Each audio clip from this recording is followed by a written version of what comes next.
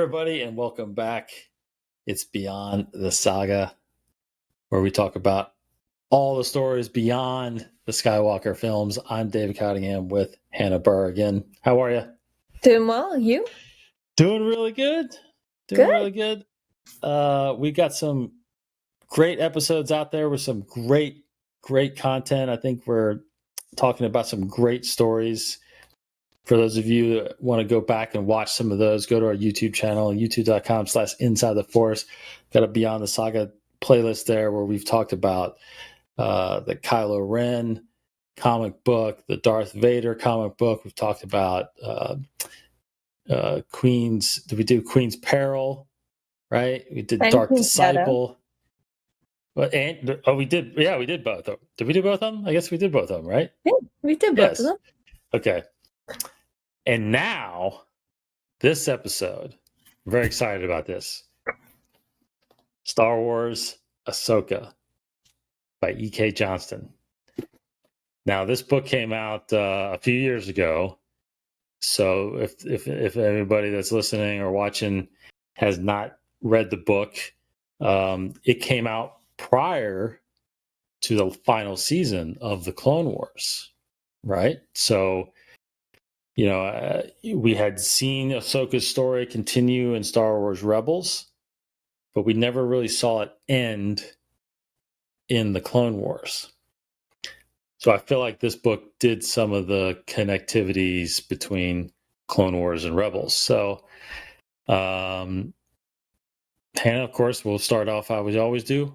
Overall impressions and thoughts of the book. I think if I read this before I saw the final season of the Clone Wars, I would appreciate it more. And I really, really hate saying that because I love E.K. Johnston and their work. I love it. Yes. And don't get me wrong, there are parts of this book which we can talk about later that are very important to talk about and are awesome. But in general, it reminded me so much, because I read this book after I saw the final season of the Clone Wars. There were just so many parallels between Ahsoka's story there before the War of Mandalore and the book. Yeah. She's in hiding. She's trying not to use the Force. She runs into sisters who are in this work environment. At some point, she gets involved with a drug lord. So there are just a lot of parallels between the two. And I almost wonder if the author asked them, hey, what were you going to do? And then use that as inspiration, which is a fantastic thing to do. That's what it should do. But I felt like I was reading a similar story for a good chunk of it. Yes. Yeah, that's a great point, because I obviously didn't get that sense because I had not seen the Clone Wars final season at that point. It wasn't out yet. But the subtle difference too is that this of course still fits with that story, because this takes place about a little over a year after Episode 3. We discover where Ahsoka is at this point, and she is hiding out, and like you're right, she meets a family and sisters, and it is very, very similar to the story of it. Now, I will say that, so this book, I think, if I can recall, I think this book was actually the third or fourth book that was released in the new canon. Okay. So A New Dawn came out, which was the Rebels book, prequel book, and then I think Tarkin came out, and I want to say Heir to the Jedi came out, and then this book. So, but at the time, as we've mentioned a few times on the show, that you're the reader, I'm the audiobook listener. So I had not read, New Dawn or Tarkin. And I thought to myself when Ahsoka came out, because I was so intrigued that the book was narrated by Ashley Eckstein, who voiced Ahsoka Tano in the animated series, right? So I thought, well, you know what? I'm going to give audiobooks a try because it's really neat to hear her as Ahsoka. Now, at the time, I was really unaware still that how fully produced these audiobooks are, right? Because I thought it was just going to be her reading the book to me. But man, there's like, lightsabers and blasters and different, she tried to do as much as she could, different voices for all the characters and stuff. So I was sucked in. So this was the first book of the new canon that I dove into, and this is the first audiobook that I had experienced. So I got spoiled right away that Ahsoka Tano was actually reading me the book, right? So anyway, I did, at the time, I really did enjoy the book. I thought I really wanted that continuation, that story of Ahsoka. Even though, to be honest, I and we'll get into the points that really made it good for me. The story, again, like you, I think the story was relatively average or a little bit above average, right? I mean, there's nothing really surprising or earth-shattering, I think, right? It's a really good family rebellion type of story, right? But let's get into some of the things that that really stood out, I think. Mm-hmm. For me, was truly the discovery and the canonization of red crystals. This was very interesting because up until this story, throughout all of Star Wars, there was always this understanding that the crystals were already different colors.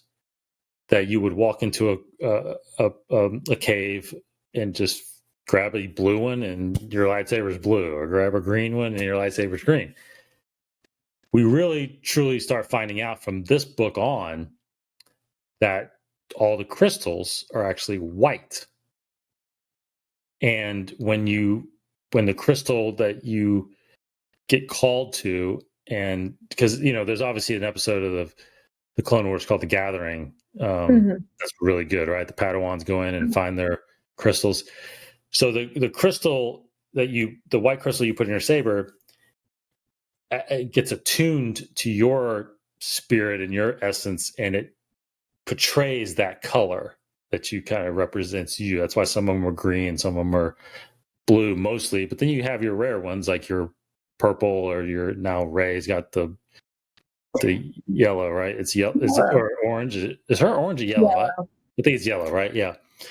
So anyway, the red, though, was always an interesting concept. And the way they explain it in the book is that when a dark side user wants to bend the will of the crystal to the dark side, it bleeds and therefore turns red. I thought that was pretty awesome. That it just adds a whole nother perspective, and it also kind of confirms that you're not necessarily destined for the light or dark side. Everyone's on one side, and then you can bend the crystal to your will. But this book even takes it a step further. And what is that? That so not to give too much away, Ahsoka ends up in the possession of a red saber. And, we always wondered when we see her in Rebels, how did she end up with two white lightsabers? Yes. It's because she was able to bend the will of the crystal back to the light side and stop the bleeding. Yes. Turning back to white. Yes. But it's also a really interesting concept because it kind of reinforces this idea that, there is redemption for those who go to the dark side. They can be redeemed. They can come back to the light. It's not like one choice, bam, done. That's it. So I always thought that was cool that there is this point of there's this constant theme of redemption. Yeah. And it's even shown down to the crystals in the sabers. Yeah, it's I love that continuity now of the crystals, because I feel like it was so simple before that Mhm. the crystals are just colors and you just pick this actually really creates a uniqueness of the kyber crystal, right? And we see them in movies sometimes. Rogue One showed a bunch of kyber crystals, and if I'm sure most people know, but if you don't, the power of the Death Star comes from kyber crystals, right? I mean, these things are massively powerful, and I love the fact that a Jedi has to, because that's what's so cool about going into to a cave full of crystals. You don't you don't see any crystals. Like, you only see the one that is for you, even though the cave Mhm. is full of them. It's pretty incredible the concept of it. And yeah, being able to it just makes more sense also that a dark side user is truly going against the will of the force, Mhm. not only just using the power of the force for evil means, but even using the crystal. Like, you have to make the crystal bleed in order to listen to you, right? I mean, that is so cool and I'm surprised. I don't know if that concept was ever brought up by George, but I'm just surprised that was never the concept from the beginning. Absolutely. It is a little surprising. Yeah, yeah. But either way, whoever came up with it now, which maybe it was Filoni, maybe this was something he wanted to put into Clone Wars but never had the chance to. I don't know. But another cool, just a side note I'll mention, because I'm sure one day we'll get to it. Because right now we're also with Beyond the Saga, we're doing the comic book series of Darth Vader. Mhm.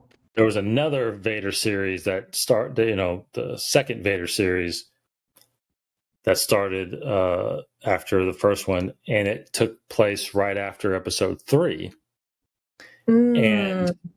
I'm not sure if you ever a chance to read that yet, Hannah. I I don't. don't think I have. Yeah. So that first arc is, of course, he lost his lightsaber, right? So when he becomes Darth Vader, the Emperor's first task was he has to go find a saber, and he goes and hunts down a Jedi and to grab a saber, and you then see how he bends the will of a crystal. And we actually saw it also with the Kylo Ren comic, right? Yes. I mean, he Yes. bends it so bad that he cracks it.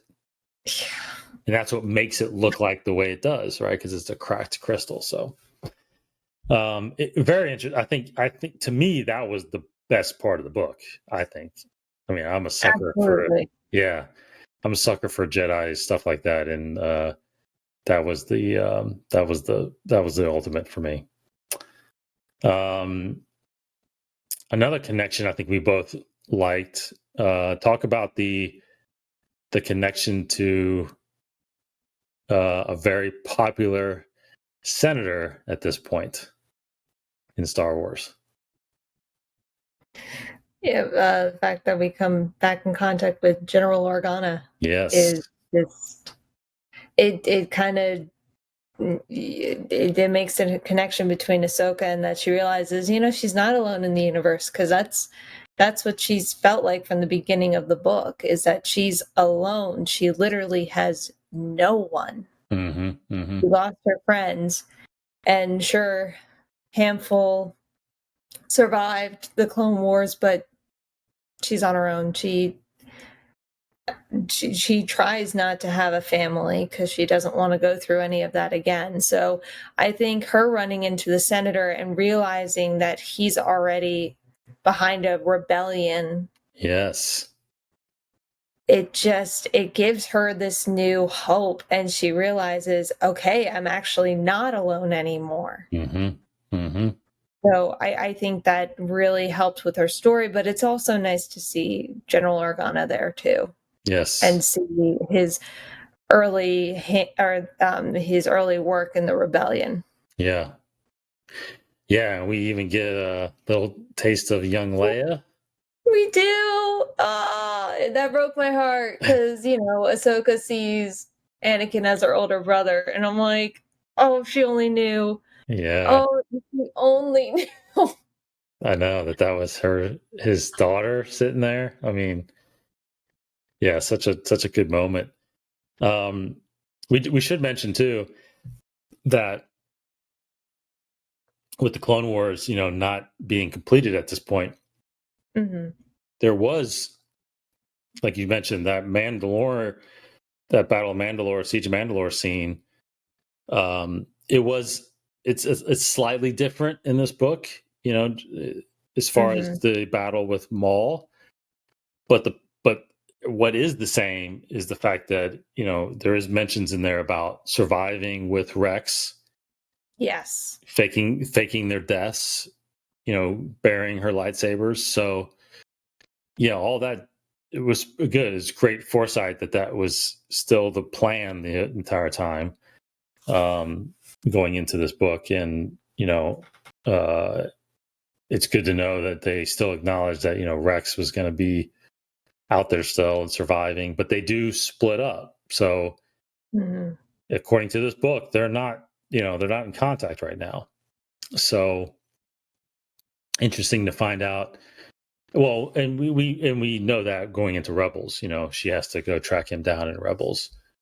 So it's been years since they see each other, but yeah, I thought the Bail Organa connection was really good. I think there's a point in the book where unfortunately she can't stop fully using her Jedi powers like that she has to, which obviously brings the attention of Imperials, and then of course it actually brings the attention of Bail, and that's how he gets in contact with her. Because I guess I'm assuming he knew about her and knew her a little bit. They don't have much interaction too much in the Clone Wars, I don't think. I don't think they really did, and he just heard, because he is connected with the Empire. He realizes, oh, there's a Jedi out there. I got to get in touch with them and have them join our rebellion. And so I think he did hear of Ahsoka, and there was some familiarity between the two of them, but they weren't. Yeah. I don't think they were acquaintances. Yeah. So, yeah, I mean, she does her best, but she has to at one point, and trouble ensues. Yes, trouble ensues. Now, what's really neat too is another tidbit in here that we discover for the first time is the word fulcrum. Right? You hear this word with Rebels in Star Wars Rebels, and we realize in this book how far back it actually goes, because again, prior to the final season of Clone Wars, where we actually find out the origin of fulcrum, we didn't have that yet, and the first fulcrum was Ahsoka. Pretty neat there too, huh? Oh, it's absolutely cool, and I think we could show like the connection with the Clone Wars is that it was used by General Anakin Skywalker. Yes. So it's kind of sweet that she still carries a part of him with her with this name. And she finds her new identity in a sense with fulcrum, because she, after the Clone Wars, and I mean, we can even be honest, and after everything went down when she was wrongfully accused. Yes. With the Jedi Council, she's been trying to find her identity. She's been trying to figure out, well, who am I? Yes. If I'm not a Jedi, but I still use the Force, who am I? Mm-hmm. Mm-hmm. And so she's trying to figure out who she is. Is she a protector? Is she just someone who's under the radar? So this helps bring her clarity and gives and sets her on a path. Yeah, And I feel protect her because there's a family she stays with on another planet that has a force sensitive child. that's right. So he's like, okay, what do I do here? It like I got to protect this kid, but at the same time, I can't stay. Mm-hmm. So you Mm-hmm. see a lot of that internal conflict of her trying to figure out who she is in this new environment, especially now since all the Jedi are gone. Yes. At least so she thinks. Yeah. And I think that's a great summary of the book, what you just said. I think it is a discovery path for Ahsoka. Because again, if you just watch the Clone Wars, even including the final season, Mhm. I mean, she's ultimately lost at the final season, right? I mean, she's faked her death. She has to hide. She has no idea. She has no family, nowhere to go, no friends to go to. I mean, her and Rex have to split up. And the next thing we know, we see her in Rebels, where you find out she's been part of this rebellion this whole time, right? So, but there is that year and a half up until this book that she's just trying to figure it out and not get caught and not get killed by the Emperor or Vader. I mean, I don't think she's even aware of who Vader is at this point, but I don't think she is. yeah. So that's a good that is a good summary of the story. And I don't know what does this book, as far as impact go, for Ahsoka, how much does this change your thoughts on her at all, or does it improve it? What did it do for you? I mean, I think it just, Ahsoka's a great character. And she's been a great character throughout the Clone Wars, and then you see her again in Rebels. I think this just helps connect some dots between her being completely and utterly lost and then her joining the rebellion. I mean, obviously, we all assume that she just, without the context of the final season of the Clone Wars, we just assume that she remains in contact with someone who then knows someone, and she's joining the rebellion because she knows it's the right thing to do. But this book, while there are a lot of similarities between it and that final season, it really shows the struggle she went through. Mm-hmm. And it really shows that she really did feel lost, and she didn't know what she was doing, and she didn't even know what she should do and what she shouldn't do. Yeah. And it just helps bring light to that hopelessness that a lot of people felt when the Empire took over. Yeah. No, great way to look at it. I think, it didn't really change my thoughts on her, or for better or for worse. I think, I think what you said was right. It connected some dots. It introduced us and explained some things like the crystals and her introduction to the rebellion. I think, but I think ultimately for her though, it was a massive story to really, I guess, remind her how important she is and how powerful she is, right? And what she can do to help small parts of the galaxy, be better. And because she could easily turn her back and not get involved, and I guess kind of do what Obi-Wan did, is go to a desert planet and hide for 19 years or whatever, right? But yeah, which makes it even more interesting to me now that she has she's joined the rebellion and Bail Organa so early. Does she actually have conversations with Obi-Wan? Because which means could she show up in like his series, coming to Disney Plus at some point, right?